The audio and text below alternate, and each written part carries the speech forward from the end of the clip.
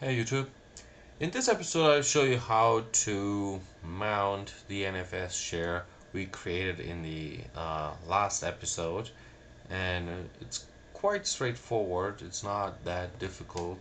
Um, in order to do that, I like to create a folder where I want to mount my NFS share to, so it will appear as a local folder, and we have full access to that one. So in order to do that, you have to create a folder. I already done it. Let's list that here very quick. That is under my home user folder, and I call that NFS share right there. It is. So it's nothing in there yet.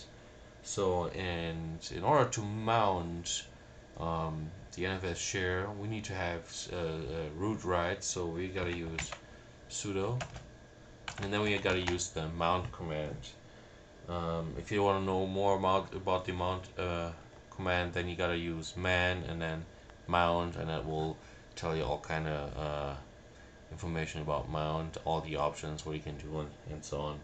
So in order to mount now our NFS share to a local folder on our workstation, um, now we have to use mount, and then we specify the NFS server, and then we gotta specify the share. So you have to enter colon and then the path of that share. And if you remember, we shared it out from slash srv slash NFS, and then we gotta tell them basically where to mount this share.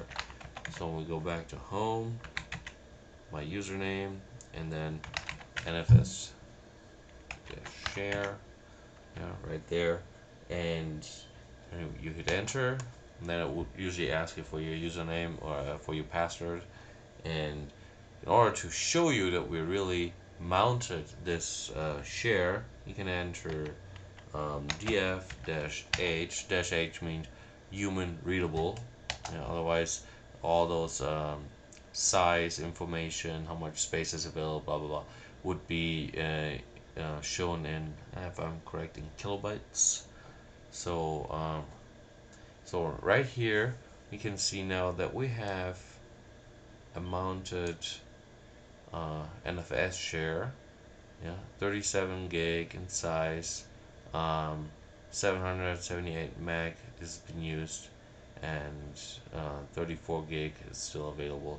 So how that add up, I can't really tell, but this is a statistic, so the server probability where it's running on uses 3%, and I guess that's how that adds up. And here we mounted that to our NFS share.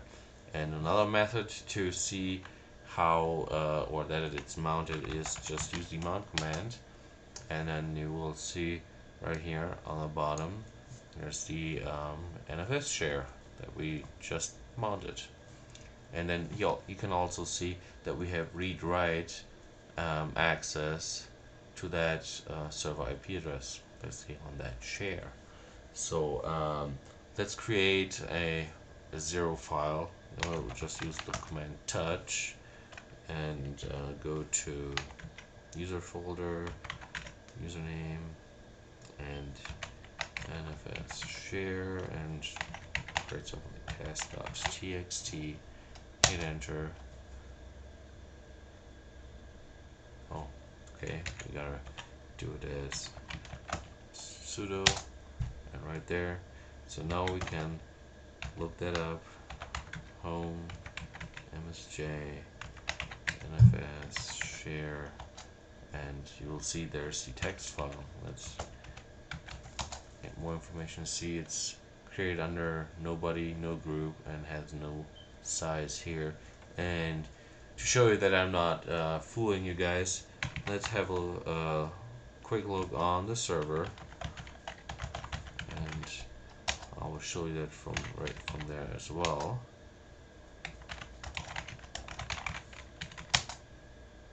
Okay, and then ls server NFS, and you see right there is the text file. So some other thing we can do is we can mount that NFS share up on boot time. So for that, we have to go back to our workstation, and then um, go back. There we go. And then we have to basically edit the FS table, the file system table, FS tab. And we're gonna do that as sudo usernano etc fs tab and password, and then basically just go all the way to the bottom and add basically the NFS share 16.0.129 colon slash srv slash s, and then we gotta tell them basically where we want to mount that share to. NFS share, and then tell them basically it's an NFS file system, and then we gotta give them read-write access. Make sure it's always in sync. If you can here also use I think it's async or no sync. The difference between sync and a or no sync is sync will write changes immediately to the share, and async will delay that. When a free cycle is available for that job, it will write it. So, and let's say you did a change, worked on a big text file, Word document or whatever, and then you save it, and you set this option to async or no sync. It won't save it right away to the NFS share. And let's say your switch dies or your workstation dies, all those changes are gone. If you had set it to sync, it would have been written right away, and you would have saved it to the server, and workstation could really die, no problem. You still have it on the server. So, and then we also give them the option um, hard. Hard, you can set it as hard or as soft. Hard means basically if there is a communication problem between the workstation and the NFS server, it retries indefinitely. If you set that option to soft, the you will get an error message back, and this procedure was just doing will just interrupt and stop. So let's say you will save stuff over there, and somehow the information is not coming back from the NFS server. The NFS client here on the workstation will just recognize it as an error message and just interrupt this um, process that's doing it right now, and you get an error message, and you've got to try it by yourself again. And if you know that you have a slow network or a server that's heavily loaded, then if you have it set to hard, it keeps trying and trying and trying until the server finds a minute to breathe, and then it has time to save all this information on its disk. Then yeah, we're in good shape. And then set the usual 00 here, and basically save the file table, and then when we reboot, we will have that automatically mounted.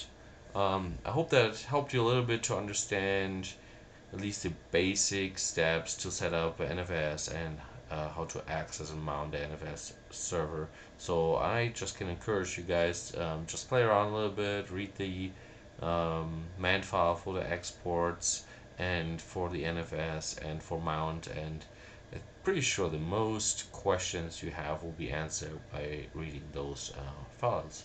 Alright, I hope that helped, and we'll see you next time.